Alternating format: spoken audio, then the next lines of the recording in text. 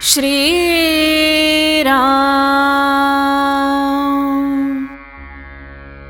उपाधिरहित मी म्हणजेच भगवंत. ब्रह्माचं निरूपण सांगता येण्यासारखं नसतं.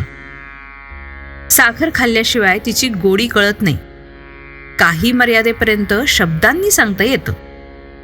खोट्यावरून खऱ्याची परीक्षा करता येते. तसं माया ज्याला कळली त्याने ब्रह्म जाणलं म्हणून समजावं. पण मी मायारूपच जर झालो तर ती कशी ओळखावी बरं?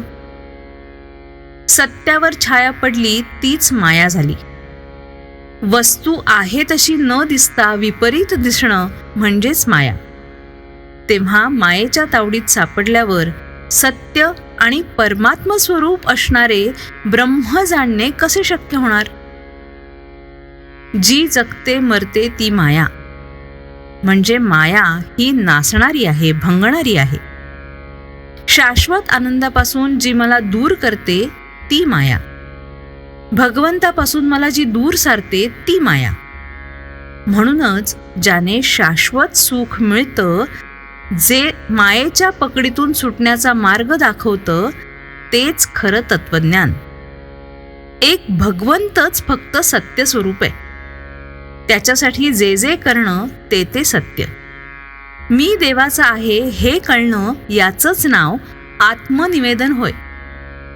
आत्मनिवेदन म्हणजे देवाला ओळखणं, मायेला दूर सारणं. वास्तविक उपाधिरहित जो मी तोच भगवंत. उपाधिरहित राहणं म्हणजे भगवत रूप होणं. किनाऱ्यावरून पाण्याकडे जात असताना अशी एक जागा येते जिथे वाळू संपते आणि पाणी सुरू होतं.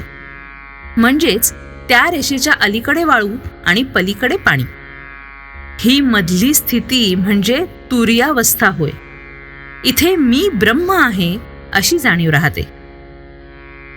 निर्गुण परमात्मा आणि ही सगळी सृष्टी यांना जोडणारी साखळी असेल तर तो ओंकार. म्हणून परमार्थामध्ये कोणत्याही साधनाने जडाचा निराश करता करता शेवटी ओंकारापर्यंत येऊन थांबावं लागेल. म्हणजे प्रत्येकाला नामाशीच यावं लागेल. 10 माणसं उभी केली, त्यातली 9 ही नव्हेत म्हणून बाजूला सारली. 10वा राहिला ना तोच खरा. त्याप्रमाणे हे नाही ते नाही, हे झाल्यावर जे शेवटी उरलं ते ब्रह्म.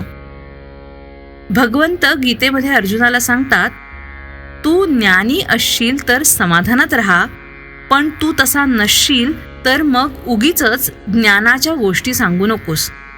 आणि कोणाचं तरी म्हणजे अर्थात ज्ञानी माणसाचं ऐक आणि त्याप्रमाणे वाग.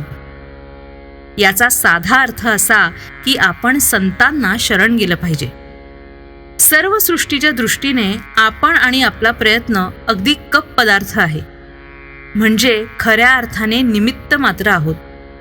म्हणून आपल्या आयुष्यात आपल्या वाट्याला येणारी चांगली अथवा वाईट कर्म हे ईश्वराचं मनोगत आहे असं समजावं. श्रीराम.